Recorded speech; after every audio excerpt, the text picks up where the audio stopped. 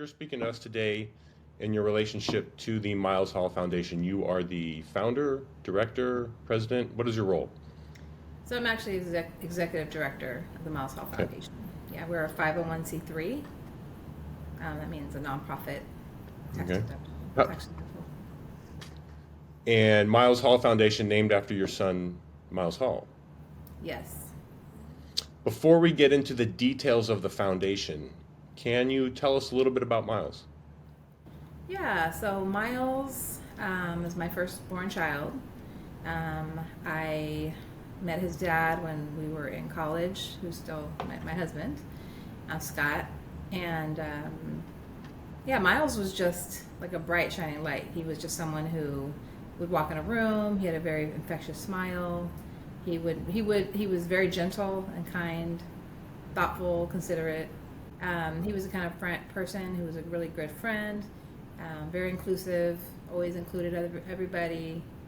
Um, some of the things that I heard after Miles was killed was that he just made people feel welcome. And if someone was sitting alone at lunch, he'd be like, "Hey, come sit with us." He was just that kind of kid who just brought people in. Um, he was also artistic, and he learned how to play music, like the piano, on his own. And he was best friends with his little sister Alexis. Yeah. Tell us about what happened in 2019 with Miles. Yeah. We had started seeing signs of like kind of mental illness. Miles thought he was Jesus. He used to preach to our neighbors, go door to door. We live in a more a white community, so Miles is African American, and that was kind of concerning for his safety. We basically try to have a proactive approach to make sure like police knew who Miles was, that just in case like something happened and someone called, that they knew that Miles belonged in this community. He lived here for 18 years. That he was ingrained here. Went to middle school, high school, so that was kind of our first kind of experience with law enforcement, is that we just wanted to make sure that they knew who he was, just to keep him safe. I had taken some classes with NAMI, National Alliance of Mental Illness. They had a family-to-family class, and that was one of the things they mentioned was make sure law enforcement know who your loved one is. Just because Miles was he became later diagnosed with schizoaffective disorder. That explains the hallucinations, delusions, and Miles, his reality is different than yours and mine, because he literally thought he was Jesus. So one thing I also learned from NAMI is, you kind of just you need to just meet them where the person is, where they are, right? We wanted to make sure that Miles would be as safe as possible. And it seems crazy that you would want to involve the police, but they are the ones who help with a 5150 call. So that's a non-voluntary hospitalization. That's the only reason that I brought them into the conversation with Miles, is that Miles didn't understand he was ill. He didn't understand that he had mental health challenges. So when someone doesn't understand, it's almost impossible to get help. So it's a very, very reactive system. It's not a preventative system with someone who has mental health challenges. Miles is in a case where he's considered has severe mental illness. So it's not different. It's not the same as someone who has depression or anxiety. Miles has a different thought process. But again, Miles is always very gentle, very kind. He never was aggressive. There was nothing, So when I brought the police in, it was just of, hey, my son is showing signs of mental illness, and we might need your help with 5150. So that's kind of how that in 2018, the year before he was killed, we actually had established a relationship with him 2 years before Miles was killed. Just so, like I said, the police, Walnut Creek Police, just knew that Miles was part of the community, that he was, showing signs of mental health challenges, and we were just trying to get him help. Because what I found is there's no resources, really, for someone who's over 18, who doesn't understand they're ill. So that's part of the whole breakdown of the system that is not set up for someone who has mental health challenges, and someone who you're trying to help. It's just the system's not set up. So again, keep in mind, like I said, it's a relationship over 2.5 years. Um, it wasn't a situation that was any volatile, you know, um, um, relationship with them. It was all a preventative relationship, trying to get him the help he needed. So we were successful the year before in 2018, getting Miles a 5150, a successful voluntary hospitalization. We noticed that Miles was doing really well because now he was put on an injectable medicine that helped with his delusions and hallucinations, and it was literally night and day. So we were very, very happy about the possibilities for Miles. He started wanting to, have a girlfriend and get a job. He actually got a job, and also he started making more friends because with the balance of the brain, this medicine helped him to be more to be more reality and not in a place where his delusions were kind of taking over. Now that we have this relationship with the police, we start seeing Miles kind of having delusions and hallucinations again. Early in the week, I had reached out to the mental health officer that we now have a relationship with. We know the day before Miles was killed, and I just I reached out to her. She didn't call me back. I also reached out to the non-emergency line just to say, hey, it looks like Miles is having some delusions and hallucinations again. You might be getting calls from neighbors because there were calls from neighbors the year before. So the next day, Miles is in a full-blown mental health emergency. He's talking, thinking he's Jesus. One of the neighbors next door, we have a very close little community here, gave Miles a garden tool because Miles was gardening, and so Miles was doing some planting, and Miles, for some reason, he thought he was God and that this new tool was a staff from God, and he ended up breaking a window in our bedroom, like a slider, and for that moment, my mom was at the house and she had called 911. And I had also called 911 to get him help, to get him an ambulance, because now he has a medical emergency. But unfortunately, that's not the way that someone in mental health situations are treated. They're treated with police. And so Miles ends up leaving the house, and he goes to another cul-de-sac in the neighborhood. And the officers are on the scene. And within probably 30 seconds, they're shouting at him, saying his name, and Miles was trying to run back home, but they had blocked his way to the pathway. And within 30 seconds, they were beanbagging him, shouting at him, and then they started shooting. So Miles was shot 4 times, and he ended up dying at the hospital about 15 minutes later. So I go to the hospital, and this officer's there, the mental health officer, and she tells me, you guys did everything right. Your family, did the right things, trying to go to classes and involving the police to try to get him help. Obviously, that did not go to exactly where we had planned. We had planned to help the whole goals with having police get the 5150 was to help him so he could get medication again. He could be destabilized. That's all he needed, was just to get, he was having a delusion. So I knew from that moment when I left that hospital that my baby, who's 23 years old, he's heart of gold, literally, all his teachers always had nice things to say after the end of each year.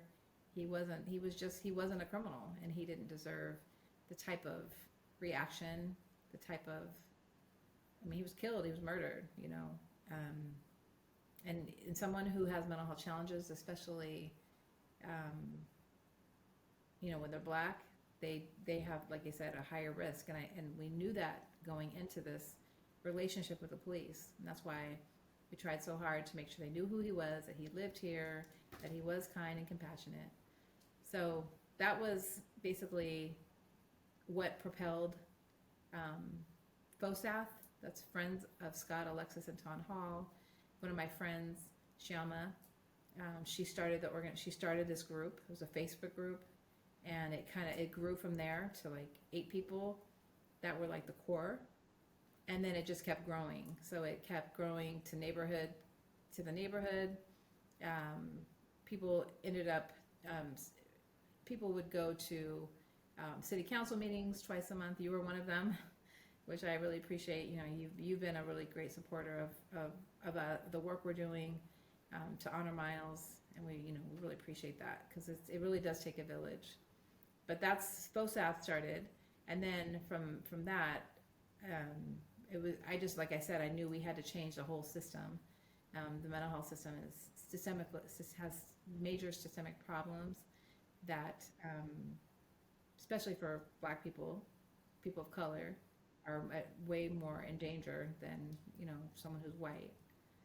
So that's really the focus of our mission of the foundation. Good job. But I would think it's very easy and perhaps more common to go in a direction of a dark tunnel, depression. Maybe even you and your family move to a new city or a new state to change your environment. How have you found the strength and courage to engage with the community and these organizations, and even go further to set up the Miles Hall Foundation? Yeah, I mean, I just feel like, yeah, it is hard, and it's very emotional. It's when you do this work every day. It's just a reminder of what happened to my baby, my son, and it's very difficult work to do, but it's also so important, because we want to make sure this doesn't happen to another family that comes behind us. We want to change laws and legislation to have safe alternatives for someone in a mental health emergency. So for me, like, yeah, I wasn't sure. I was like, maybe we will move.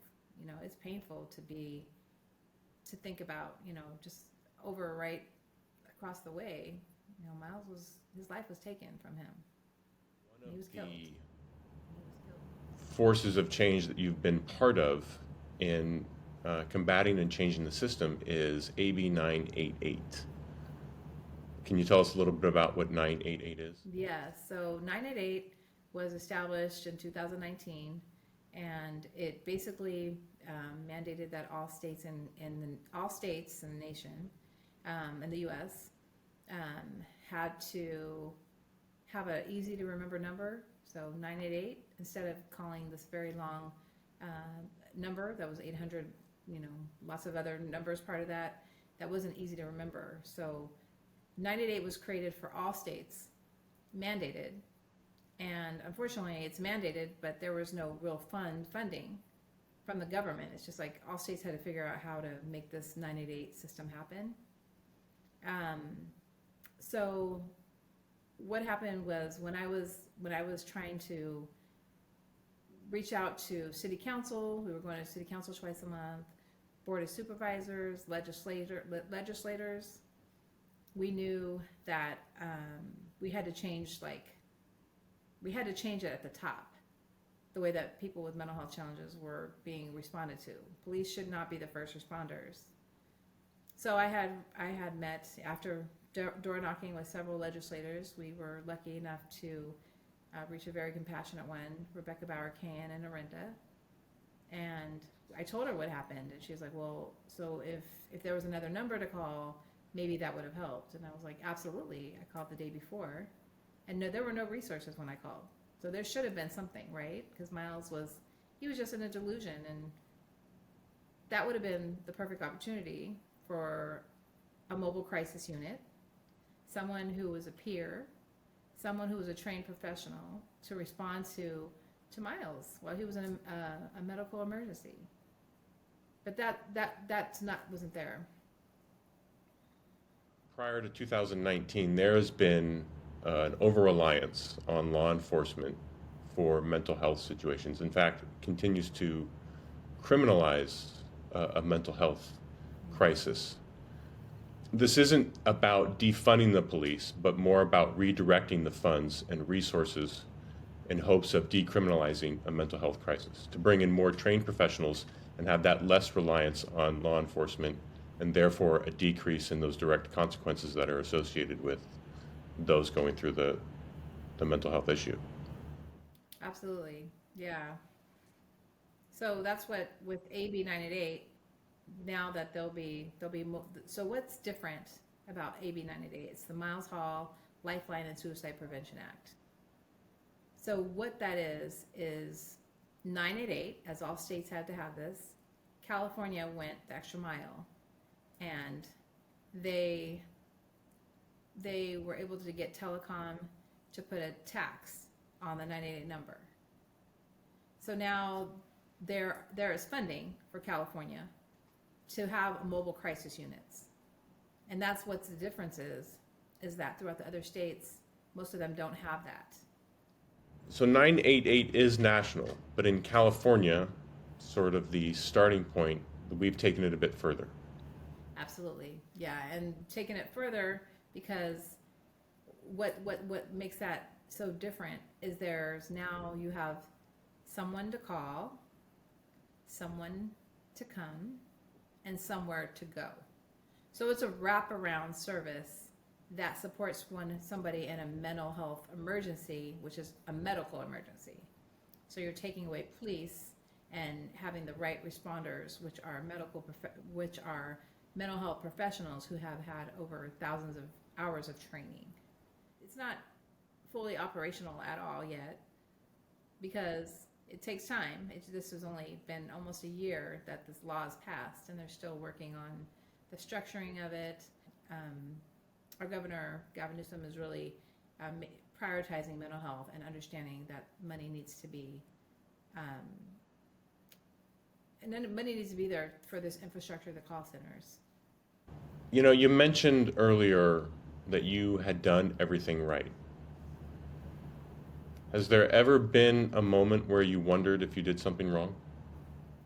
So yeah, everything is wrong because the systems are wrong, because it set up our family and Miles to fail.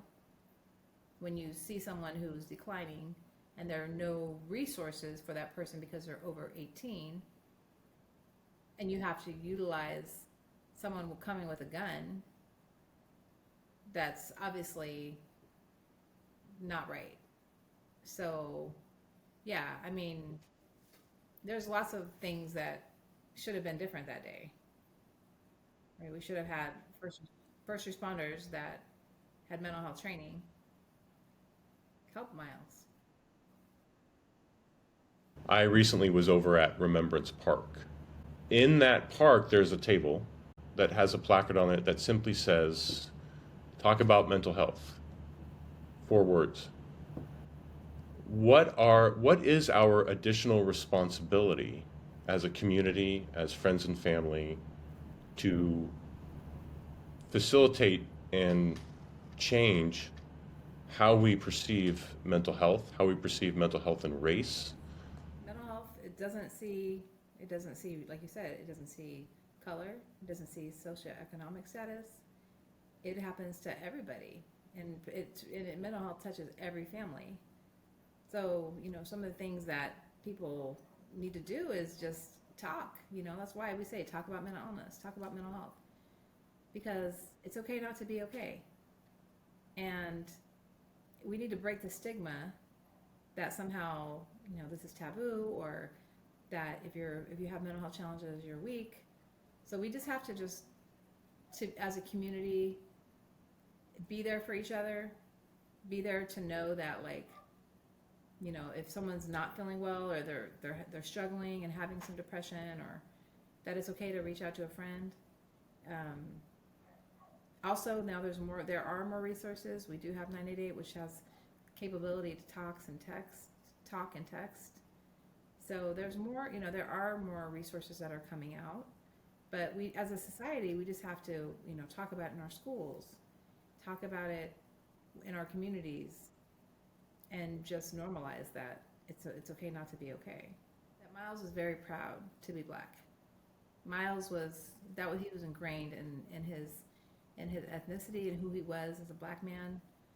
Living in here in Walnut Creek was challenging for him because he didn't necessarily feel comfortable here, because sometimes he would walk on the Iron Horse Trail.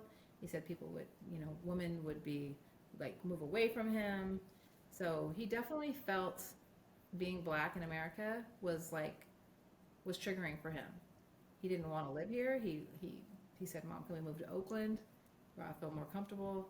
So I say that because of his experiences and his kind of uncomfortableness being black in America, I guess.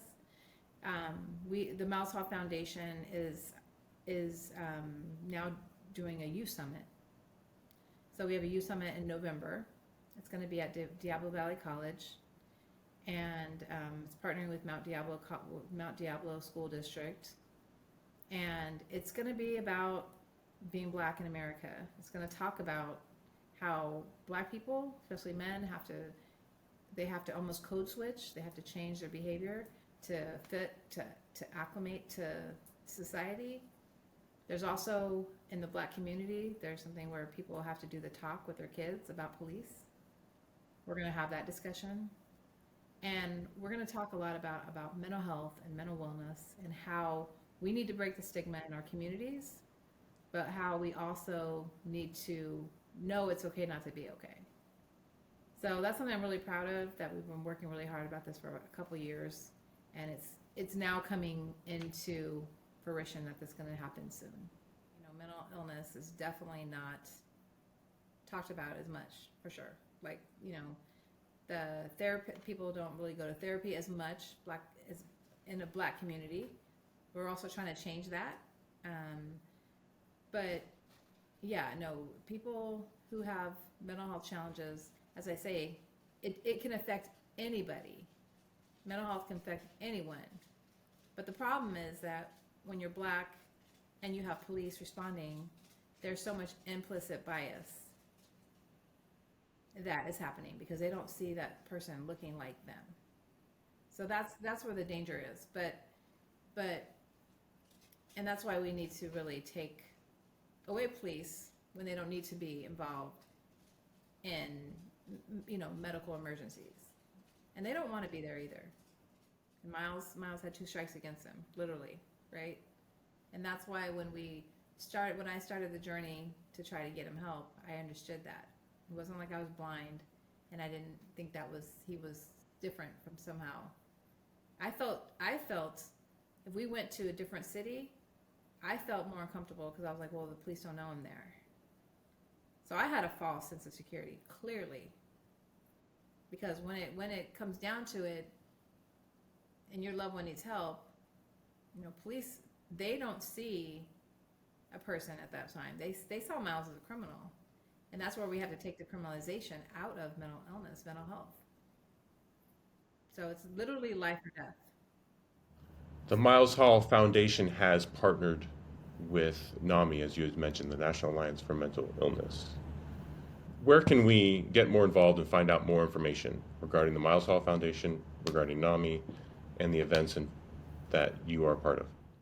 Yeah, we do have a website. So we have 2 websites. We have the justiceformileshall.org, which was just created, and advocacy. And then now we have the mileshallfoundation.org, which has information about our mission, our vision. It talks about events that are coming up. We actually do have Play for Miles weekend, and that's happening in September. So we're having an online auction that starts on September 1st. We have a poker party in Walnut Creek on September 8th, and we have a golf tournament on September 15th that'll be in Concord. So there's ways that people can get involved people can donate an item to an auction. They can attend one of these events.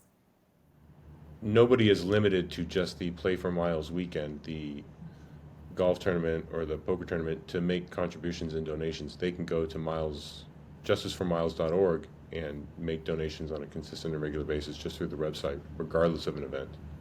Absolutely, yeah, and that would, and that's how we're able to keep building and growing, is that we have, people like you, John, who see how this affects communities. And what do you look forward to? Well, with the foundation, I really look forward to seeing us keep making changes in legislation. I look forward to the opportunity to create another criteria to get someone hospitalized. So right now you have to be a danger to yourself, danger to others, or gravely ill. There needs to be another criteria because those other three aren't working. So there should be a criteria that you see if someone's is in a temporary state of delusion or something, that's another way to get help. So that's something, as far as the Mouse Hall Foundation, we're going to work towards, is just creating safer communities for families like ours and yours. So one of our initiatives that we're working on is we are working on a therapy portal. So we want to be able to give impacted families like ours, like mine, the ability to seek therapy, and the foundation will pay for so many sessions, like the first 8 sessions, and this will help. This is going to help families like mine who have been impacted by police violence and mental health, the ability to process the trauma. So it's going to be more trauma-informed therapy. So right now we're building that, and we're partnering with other providers that will be able to provide counseling services. So that's something we're really excited about as well. Very much appreciate your time and having to tell a story that I'm not only do you live and have told many times, but Thank you. I appreciate it. And I always like to say when we end a call or a discussion is, say his name, Miles Hall. We are going to say Miles Hall. Say his name, Miles Hall.